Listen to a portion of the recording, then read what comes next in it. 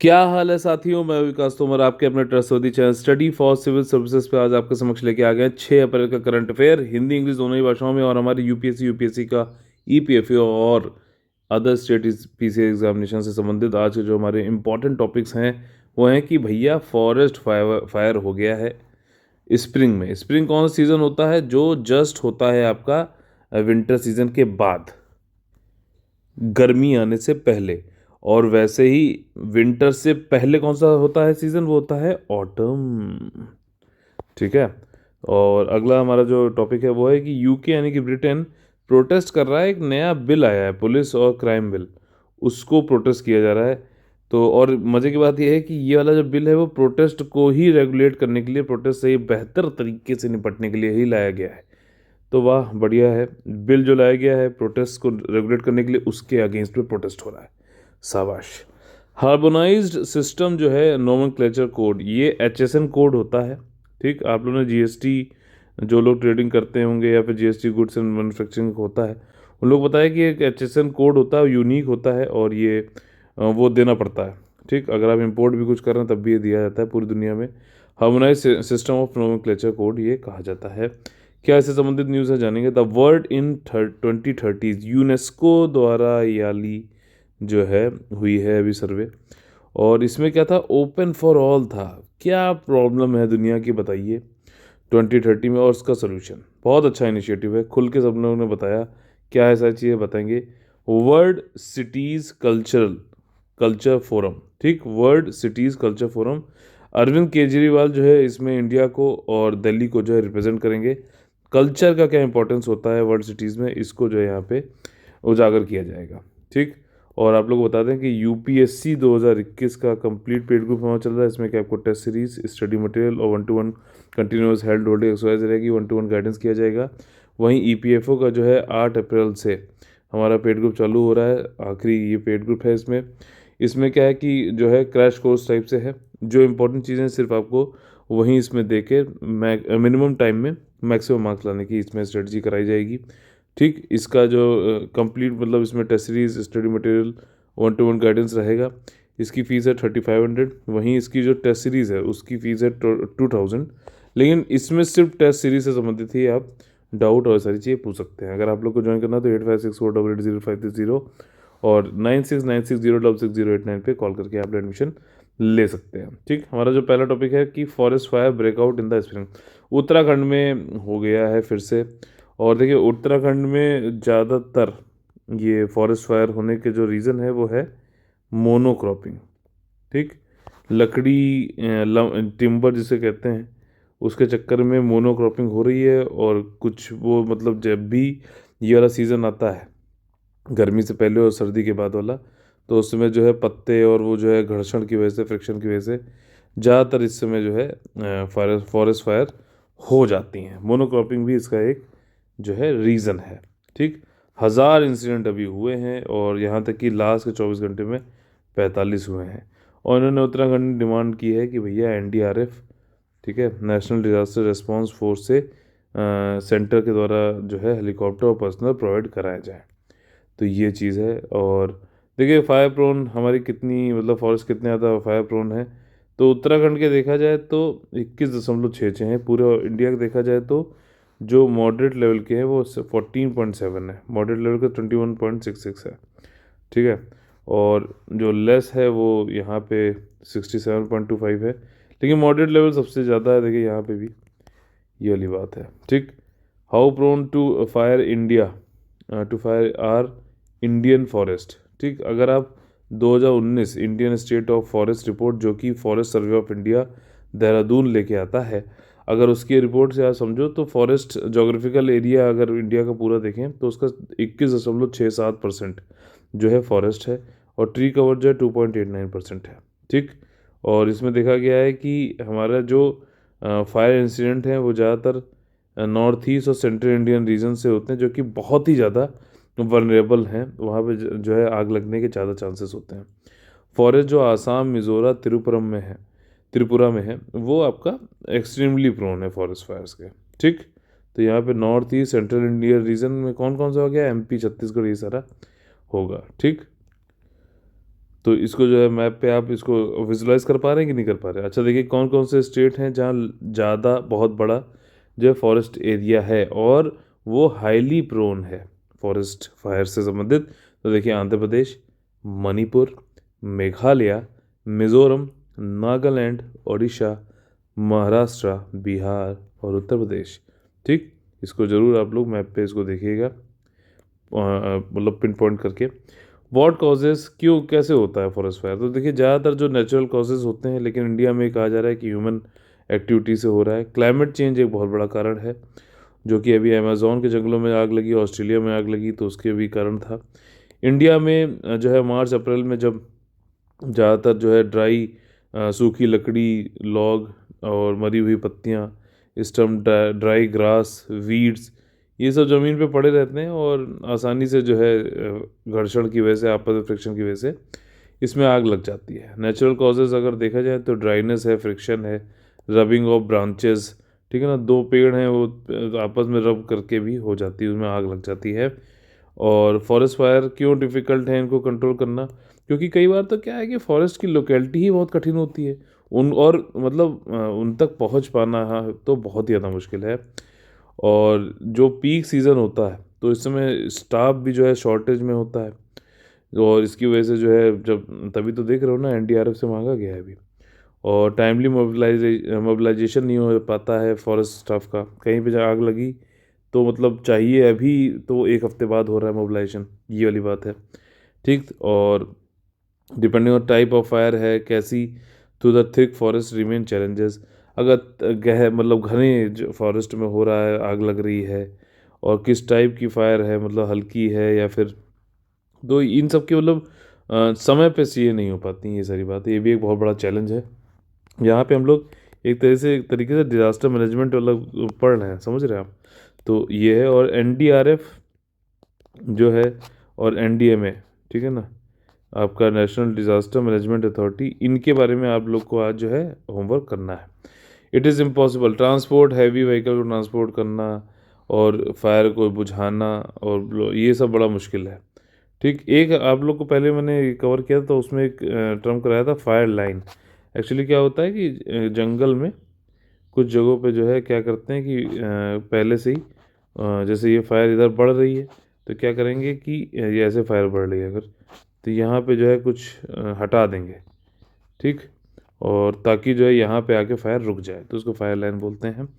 Wind speed क्या है, direction क्या है, ये बहुत ही क्रिटिकल फैक्टर होते हैं फॉरेस्ट फायर में को कंट्रोल करने के लिए। कौन से फैक्टर हैं जो कंसर्न, कौन से कारक जो है जंगल की आग को एक चिंता का विषय बनाते हैं? एक तो यही है कि भैया मिटिगेशन, क्लाइमेट चेंज को और मतलब उनको जो है समझने में, उसको जो है मिटिगेट करने में, उससे अपने आप को अडॉप्ट करने में। ठीक, जलवायु परिवर्तन में शमन और अनुकूलन जैसी प्रक्रियाओं में वन महत्वपूर्ण भूमिका निभाते हैं। ठीक, क्योंकि देखो जो पेड़ होते हैं, पेड़ों में कार्बन जो है वो मतलब वो रहता है, उनका रिजर्वायर होता है। ठीक, और सिंक होता है। और जब ये जल जल जाएगा तो भैया क्लाइमेट चेंज और तेज़ से होगा, ग्लोबल वार्मिंग और तेज़ से होगी। ठीक, फॉरेस्ट फायर जो है वो मल्टीपल जो है एडवर्स इफेक्ट लाता है।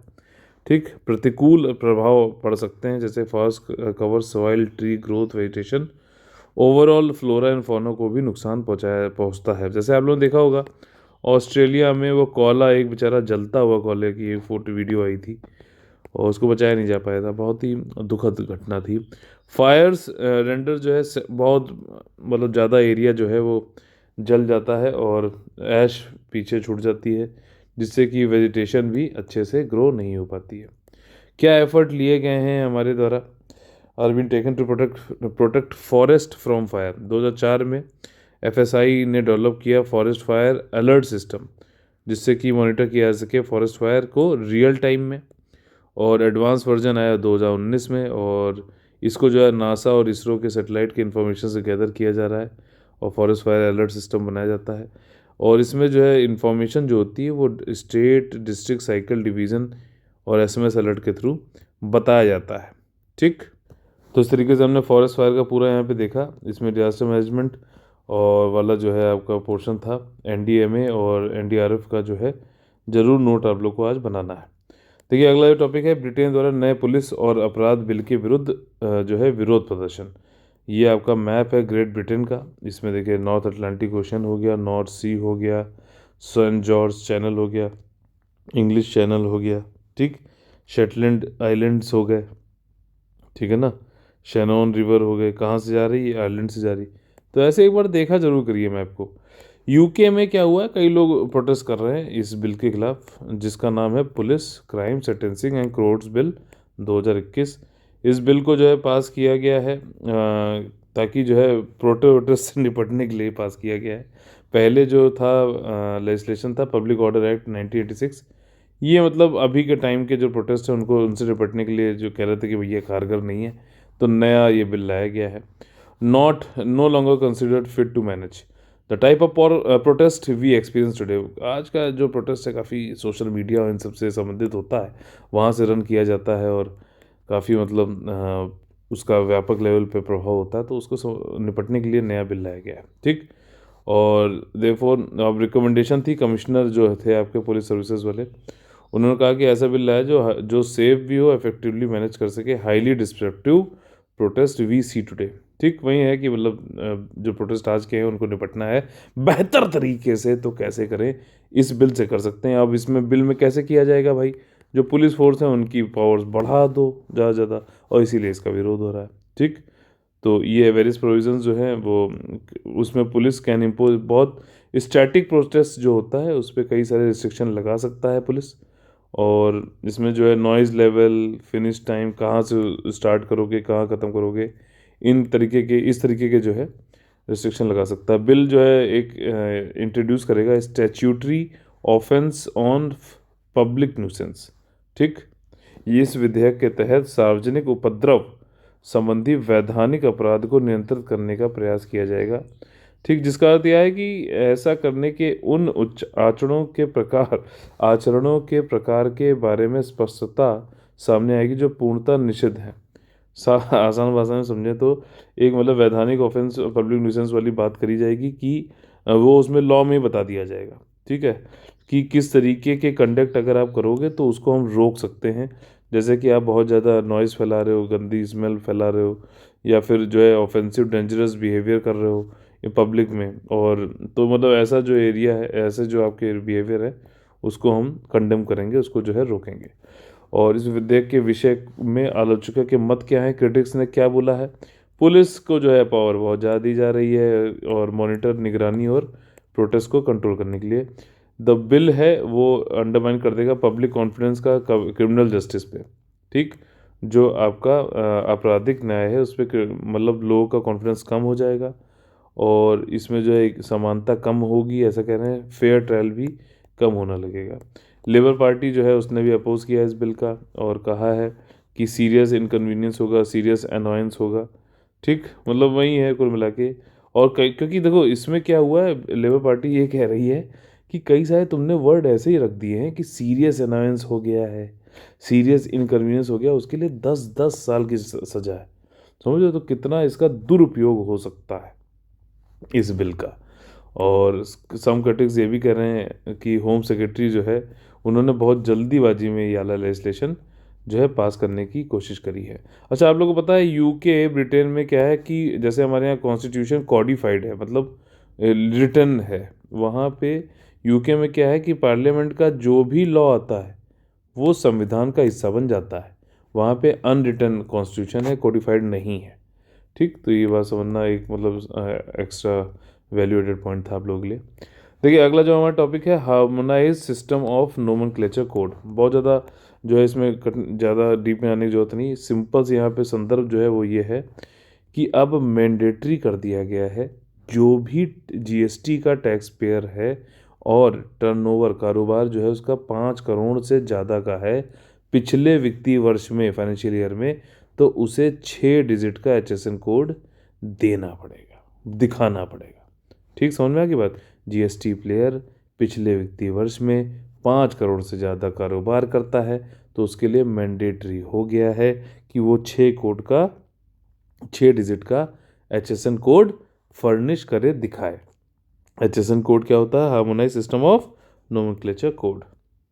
Got it. तो देखिए ये चीज़ है, प्रमुख बिंदु क्या है, यह नियम 1 अप्रैल से लागू हो जाएगा और ये एप्लीकेबल होगा एसएससी सर्विस अकाउंटिंग कोड के लिए। इनवॉइस जो भी होंगी, जैसे कोई गुड्स जा रही है, मशीनरी जा रही है, तो उसकी इनवॉइस बनती है ना, जिसमें बिल विल आप लोग कहते हो, तो उसमें आपको एचएसएन कोड लिखा होता है, ध्यान देना आप।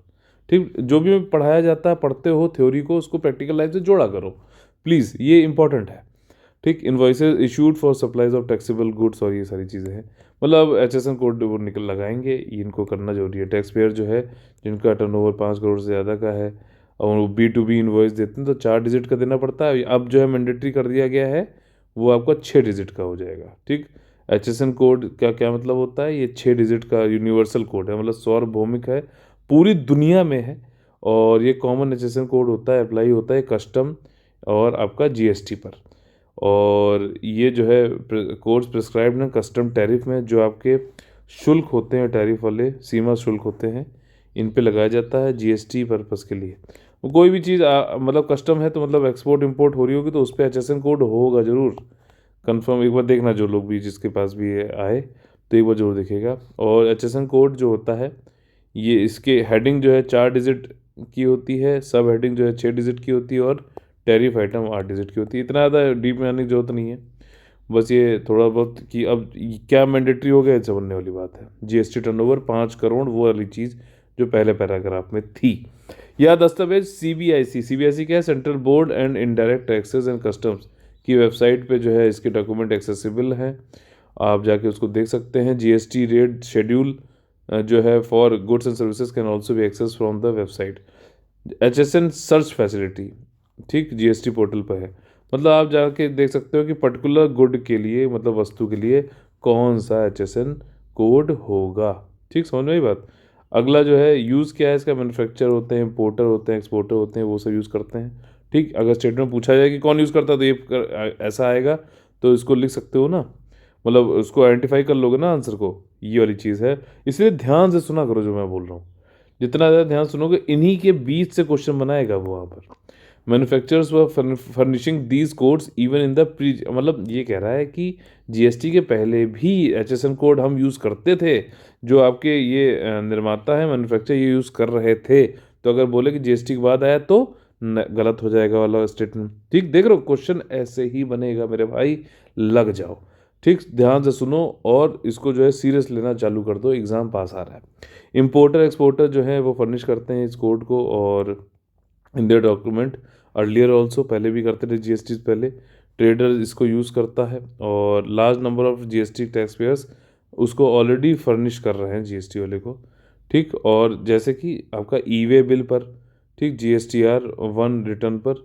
ई वे बिल क्या होता है आपका, मतलब ये है कि कोई अगर सामान भेज रहे हो, जो भी ट्रक वक आपने देखे होंगे ना, तो उसके लिए अब क्या होता है, ई वे बिल होता है। तो आप खाली ई वे बिल दिखा के चलते आ सकते हैं, आपको जो है बार बार कागज़ और वो सब दिखाने की जरूरत नहीं है। ठीक, काफ़ी सिस्टमाइज्ड कर दिया गया है। वर्ल्ड इन 2030 सर्वे कराया गया, यूनेस्को ने इसका सर्वे किया और ये जो है नया इन्होंने सर्वे रिपोर्ट आई है।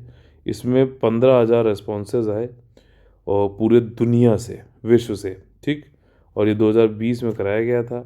इसमें ज़्यादातर जो यूथ है उसने इसमें जो है रिस्पॉन्स अपना दिया है और 57% लोग की एज जो थी वो 35 साल से कम थी और 35% लोगों की जो एज थी वो 25 साल से कम थी। वर्ल्ड जो 2030 में कैसा होगा, ये एक तरीके का ओपन ऑनलाइन क्वेश्चनेयर था। ठीक, मतलब एक खुला ऑनलाइन प्रश्नावली थी और जो कि मई से लेके सितंबर 2020 तक हुआ था इसमें। और इसमें करीबन 25 लैंग्वेज में क्वेश्चन ये सब पूछे गए थे और 68 पेज की रिपोर्ट वाली आई है। इसमें एनालिसिस ये किया गया है कि रिजल्ट को एनालाइज किया जा रहा है अलोंग रीजनल, क्षेत्रीय, जेंडर, लैंगिक, एज और अदर डेमोग्राफिक लाइंस पर। और इससे एक कॉम्प्लेक्स और valuable portrait of global sentiment क्या है, मतलब की इश्यूज़ पे, ठीक है ना, उन पे क्या चल रहा है, लोगों का क्या मत है, क्या सोचते हैं, कैसी मेंटेलिटी है, अलग अलग जेंडर के हिसाब से देख रहे हैं, ये सर रहा है। मतलब डेटा निकाल लिया आपने, क्वेश्चन 15,000 से ज़्यादा लोगों ने उस पर जवाब दिया, फिर उस पर एनालिसिस कर रहे हैं। अच्छा भैया, इंडिया के लोग क्या बोल रहे हैं या फिर इंडिया की महिलाएं क्या बोल रही हैं, समझ रहे हो, ये वाली चीज़ है। रिपोर्ट जो है ये प्रोवाइड करता है ग्लोबल इंसाइट्स। इस रिपोर्ट में अगले दशक में शांतिपूर्ण समाजों के लिए सबसे अधिक दबाव वाली चुनौतियां में वैश्विक अंतर्दृष्टि प्रदान की गई है। ठीक, कि कौन से मतलब हमें देखना है, समझना है कि कौन से ऐसे चैलेंज होने वाले हैं अगले दशक में, यानी कि 2020 से 30 के बीच में, और पीपल को जो है किस बात पे वरी होना चाहिए और क्या सोल्यूशन हमारे पास है कि हम उनको जो है ख़त्म कर सकें उन प्रॉब्लम्स को। उपरोक्त रिपोर्ट के निष्कर्ष क्या है, मतलब फाइंडिंग्स क्या हैं रिपोर्ट के। रिपोर्ट यह बताता है कि क्लाइमेट चेंज, लॉस ऑफ जैव विविधता यानी कि बायोडाइवर्सिटी, ये मतलब मोस्ट सिलेक्टेड चैलेंज इन्होंने देखे। ठीक, जलवायु परिवर्तन और लॉस ऑफ बायोडाइवर्सिटी जो है, और इसको 67% लोगों ने, रेस्पोंडेंट ने माना है कि सबसे ज़्यादा चैलेंज, सबसे बड़ा चैलेंज यही है। और पीपल वो आइडेंटिफाइड दिस चैलेंज, ये जो ऊपर वाले, वो वरीड इस बात से भी थे कि भैया रोज़ रोज़ जो है नेचुरल डिज़ास्टर बढ़ रहे हैं, एक्सट्रीम वेदर बढ़ रहा है, बायोडाइवर्सिटी लॉस हो रहा है। ठीक, बायोडाइवर्सिटी लॉस में क्या होता है, फ्लोरा एंड फौना आपका जो है, वाइल्ड लाइफ ख़त्म हो रही है, पेड़ ख़त्म हो रहे हैं। ठीक, जीव जंतु ख़त्म हो रहे हैं, उनके हैबिटेट ख़त्म हो रहे हैं, समझ रहे हो। रिस्क ऑफ कॉन्फ्लिक्ट और वायलेंस, रोज़ आप लोगों ने देखा है कि मैन एनिमल का कॉन्फ्लिक्ट हो रहा है। ठीक, तो उसमें दोनों चीज़ें हैं, एक तो एनिमल्स जैसे टाइगर हैं, टाइगर के केस को लें तो टाइगर बढ़ रहा है। ठीक, और लेकिन इंसान भी उनके हैबिटेट की तरफ बढ़ रहा है, तो काफ़ी कॉन्फ्लिक्ट हो रहा है आपस में। ठीक, इम्पैक्ट क्या है ओशियन का critically, that there less and less hope to be able to solve the problem. मतलब जिन लोगों ने जलवायु परिवर्तन और लॉस ऑफ बायोडाइवर्सिटी को चुना था, उन लोगों ने बताया कि ये सारे केसेस हो रहे हैं। ठीक, बायोडाइवर्सिटी लॉस ये सब हो रहा है, और जैसे जैसे ये बढ़ रहे हैं वैसे वैसे जो है इनको सॉल्व करने के चांसेस भी कम हो रहे हैं। ये चीज़ यहाँ पे कहना चाह रहा है। According to the participant, education ज़्यादातर लोगों ने माना है कि एक क्रोशियल सोल्यूशन है। जितनी भी डिफ़िकल्टी हैं सबको, जो हम लोग 2030 तक फेस करेंगे, लेकिन नॉर्थ अमेरिका, यूएस और कनाडा वालों ने एजुकेशन की बजाय साइंस को माना है, समझ रहे हो। हालांकि एजुकेशन अगर ये है तो साइंस उसका एक पार्ट है, तो साइंस को उन्होंने माना कि वो मतलब सोल्यूशन दे सकता है। और एक एजुकेशन हो गया, साइंस हो गया, इसके अलावा इंटरनेशनल कोऑपरेशन यानी कि अंतर्राष्ट्रीय सहयोग को भी एक सोल्यूशन के तौर पे देखा जा रहा है। क्योंकि ये जितनी भी आप देख रहे हो प्रॉब्लम्स, क्या ये किसी एक कंट्री की बाउंड्री के अंतर्गत इसको क्या बांधा जा सकता है? नहीं बांधा जा सकता है। इसलिए जो है हमें अंतर्राष्ट्रीय सहयोग की ज़रूरत नहीं है, ये जो है ये करना ही पड़ेगा। अब इसके किए बगैर नहीं हो सकता। ऐसी चुनौतियों का जो है सामना ही नहीं कर सकते, सॉल्व तो दूर करने की बात है। व्हाट आर चैलेंजेस क्या हैं रिपोर्ट के अनुसार, वही हैं कि भैया कई सारी जो है एंजाइटी हो रही है, और ग्लोबल चैलेंजेस हैं, उनका सोल्यूशन देखना है, हमें ढूंढना भी है। वॉयलेंस एंड कॉन्फ्लिक्ट, इसके भेदभाव, इनक्वालिटी, ये सब चैलेंजेस बताए जा रहे हैं। फूड नहीं है, वाटर, हाउसिंग नहीं है ढंग की। Out of the top 4 among the challenges हैं 11 different global challenges featured in the report. Violence and conflict, discrimination and inequality दूसरा, lack of food, water and housing, ये जो है ये मतलब 11 में से 4 जो है टॉप 4 चैलेंजेस बताए गए हैं। With calls for teaching peace, non violence, cultural tolerance, मतलब यही है सहिष्णुता होनी चाहिए, मानव अधिकार, मीडिया साक्षरता, विज्ञान, प्रौद्योगिकी। 11 चुनौतियों में से 7 के लिए शिक्षा आधारित जो है समाधान हो सकते हैं। ठीक, तो ये सारी जो है आपका 7 का जो है एजुकेशन से हम सामना कर सकते हैं। World cities cultural forum, Arvind Kejriwal जो है वो दिल्ली और इंडिया को रिप्रेजेंट करेंगे। इस साल का जो एनुअल समिट है उसकी अभी डेट अभी अनाउंस होनी है, और इसके फोरम की वेबसाइट पर। और ये मतलब डिसीज़न ये वर्ल्ड सिटीज़ कल्चरल फोरम को अटेंड करने का तब आ रहा है जब दिल्ली गवर्नमेंट खुद एक मसौदा तैयार कर रही है कल्चरल पॉलिसी का, यानी कि सांस्कृतिक नीति का फॉर द दिल्ली। दिल्ली के लिए सांस्कृतिक नीति बनाना चाह रही है दिल्ली गवर्नमेंट। तो और अरविंद केजरीवाल जी इस फोरम में जा रहे हैं, तो अच्छी बात है। और 2012 से शुरुआत हुआ था ये लंदन में और 8 सिटी में। ठीक, द फोरम के पास में 40 वर्ल्ड सिटीज़ हैं, जिसमें कि लंदन, टोक्यो, न्यूयॉर्क है, दिल्ली भी है।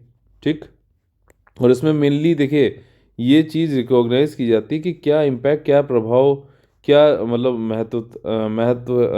महत्व है आपका कल्चर का, क्रिएटिविटी का, ठीक, मतलब आपका संस्कृति का, रचनात्मकता का, ठीक, और and to seek to inculcate these values in public policy and city planning. और किस तरीके से हम जो है इसको जो है सार्वजनिक नीति और शहर की योजना में इन मूल्यों को शामिल करना चाहते हैं। ठीक, कल्चरल वैल्यूज बहुत इंपॉर्टेंट है। वो एक ऐसी सॉफ्ट पावर है जो कि ज़्यादा टाइम तक रहती है और लोगों के अंदर जो है फोर्स किए बगैर उनको वॉलेंटरीली किसी चीज़ को करने के लिए प्रेरित करती है। ये बहुत इंपॉर्टेंट चीज़ है समझना। लोग खुद ही एक काम करने की तरफ प्रेरित हो जाए, ठीक, उनको ये लगे ही ना कि उनको फोर्स किया जा रहा है। कल्चर वो काम करता है, ठीक है ना। किसी अगर तमिलनाडु में कोई है तो तमिलनाडु में ज़्यादातर ये देखा गया है कि वो अपनी लैंग्वेज, तमिल लैंग्वेज को सपोर्ट करने के लिए, ऐसा नहीं किसी भी वो होगा, रिलीजन का हो, किसी भी जगह का होगा, अगर तमिलनाडु का बंदा है तो तमिल लैंग्वेज को जो है सपोर्ट करेगा वो। ठीक, तो कल्चर का पार्ट ही तो है लैंग्वेज भी। ये चीज़ है समझने वाली बात। इस साल की जो थीम रखी गई है वो है फ्यूचर ऑफ कल्चर। ठीक, फ्यूचर ऑफ कल्चर जो है थीम है, और will play crucial role in reimagining the culture of Delhi, specially in the wake of several devastating challenges कोविड-19। और पीपल जो एक साल में मतलब जो कुछ भी बवाल हुआ है उससे निपटने के लिए जो है काफ़ी अच्छा एक ये जो हमारी थीम है, ये जो रोल है कल्चर का, वो हमें अच्छे से निपटने के लिए जो है मदद करेगा। It enables the policymakers of member cities to share research and intelligence and explores the vital role of culture in their future prosperity। देखिए, कल्चर का रोल ये भी है संस्कृति का कि भविष्य में जो है हमारी प्रॉस्पेरिटी कैसे हो, ठीक है ना, कैसे भविष्य की समृद्धि हो। संस्कृति की महत्वपूर्ण भूमिका होती नीति निर्माताओं, अनुसंधान और खुफिया जानकारी, ये सब इसका यूज़ कर सकते हैं। वर्ल्ड सिटीज़ कल्चर रिपोर्ट जो है ये हर 3 साल में आती है, ध्यान रखना है, एनुअली नहीं आती है। इसका जो भी डेटा और डिटेल होता है ऑन इनोवेटिव प्रोजेक्ट्स, ठीक, from cities across the world, इसको लिया जाता है। लास्ट रिपोर्ट 2018 में आई थी। ठीक, चलिए हम लोग आ गए अपने फेवरेट सेक्शन में जिसका नाम है कॉमन एगाई स्पीसीज। इसमें हम लोग सिर्फ पढ़ते ही नहीं है, पढ़ने के अलावा ये भी देखते हैं कि कैसे हम लोग को क्वेश्चंस को सॉल्व करना चाहिए। देखिए, ओग्रोशेना शांतिर ओग्रोशेना से संबंधित कौन सा स्टेटमेंट सही है? देखिए, ये जो है एक बहुराष्ट्रीय सैन्य अभ्यास शांतिर एग्रोशेना है 2021। ये कोलकाता पश्चिम बंगाल में शुरू किया गया था। ये स्टेटमेंट एकदम गलत है। कहाँ पे हुआ था ये आप लोग से आज क्वेश्चन भी है। ये स्टेटमेंट गलत है, बस ये जानना जरूरी है। कहाँ हुआ ये आप लोग से क्वेश्चन है। देखिए, अब क्या है कि ये एक्सरसाइज आपके बंग बंधु शेख मुजीबुर रहमान की बर्थ सेंटनरी जो जन्म शताब्दी उस पर हुआ है। ठीक, अब तो कुछ आप लोगों को अंदाजा लगा होगा कि कहाँ पे हो सकता है ये। तो पहला वाला अगर गलत था तो ये गलत, तो सी ऑप्शन हो जाएगा एलिमिनेशन मेथड के थ्रू। एक्सरसाइज जो है ये हेल्ड हुई आपकी अप्रैल 4 से अप्रैल 12 के बीच में चल रही है। ठीक, इंडियन आर्मी ने इसमें भाग लिया है 30 पर्सनल। और इसमें और जो अलग पार्टिसिपेंट जो हैं वो कौन कौन है? श्रीलंका सेना, भूटान और बांग्लादेश की सेना सम्मिलित है।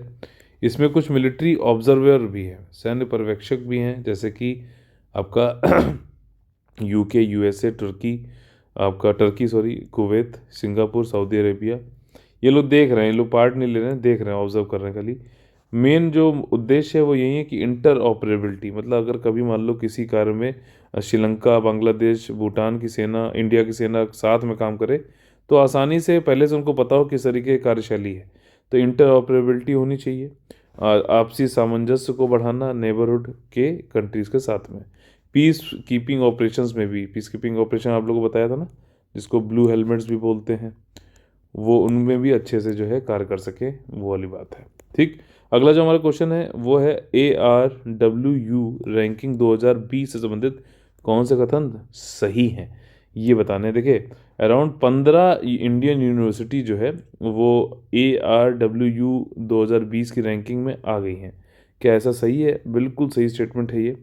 ARWU इसका फुल फॉर्म होता है academic ranking of world university, इसको शंघाई रैंकिंग भी बोलते हैं। तो आप समझ गए होंगे चाइना से संबंधित है ये भी स्टेटमेंट सही है।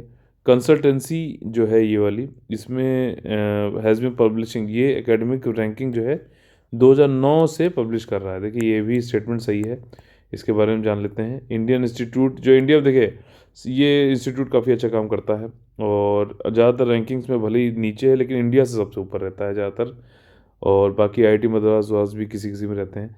Indian institute of science Bangalore, ये टॉप पोजीशंस को मिला है हायर एजुकेशन इंस्टीट्यूट में, ठीक है, उच्च शिक्षण संस्थानों में। और उसके अलावा Calcutta university, IIT Madras, IIT Delhi, IIT Kharagpur, Jawaharlal Nehru university JNU अपना, और Aligarh Muslim university, IIT Kanpur, IIT Roorkee, ये कुछ अदर इंस्टीट्यूट हैं जो कि इस रैंकिंग में तो आए हैं, लेकिन ये कोई भी टॉप 100 में नहीं है।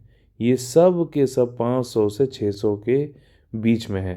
ठीक, इस रैंकिंग के द्वारा हार्वर्ड यूनिवर्सिटी को टॉप का मतलब माना गया है, और ये रैंकिंग जो है ये शंघाई रैंकिंग कंसल्टेंसी जो है वो बनाती है, और ये एक तरीके की स्वतंत्र संस्था है जो कि डेडिकेटेड है रिसर्च, अनुसंधान करती है किसमें, हायर एजुकेशन, इंटेलिजेंस और कंसल्टेशन में। ठीक, ये आपका जो है स्वतंत्र संगठन है जो उच्च शिक्षा, खुफिया परामर्श से संबंधित अनुसंधान के लिए समर्पित संस्था है। और इसी के साथ हम लोग का आज का सेशन खत्म होता है। अगर आप लोग को भी पसंद आ रहा है तो प्लीज़ लाइक शेयर सब्सक्राइब जरूर करिए, लाइक जरूर करिए। लाइक आप लोग करते हो तो प्रोत्साहन बहुत ज़्यादा मिलता है। और अगर आप लोग हमारे यूपीएससी और ईपीएफसी के जो है पेड ग्रुप को ज्वाइन करना चाहते हैं तो आप लोग 8564880530 और 9696066089 पे कॉल कर सकते हैं। आप लोग हमारा यूपीएससी संबंधित जो है टेलीग्राम का फ्री चैनल भी ज्वाइन कर सकते हैं, IAS UPSC 2019 को ज्वाइन करके। वहाँ पे हम लोग नोटिफिकेशन आपको सारे मिलते रहेंगे, कुछ कुछ जो है ऑडियो लेक्चर और सारी चीज़ें, और ये वाले जो वीडियो आते हैं सब कुछ आपको वहाँ पे एक जगह मिल जाएगा। ठीक, तो चलिए कल आप लोग से फिर से मुलाकात होगी सुबह 6 बजे। तब तक के लिए जय हिंद जय भारत, अलविदा लेते हैं आप लोगों से। जय हिंद जय Bharat, all the very best है।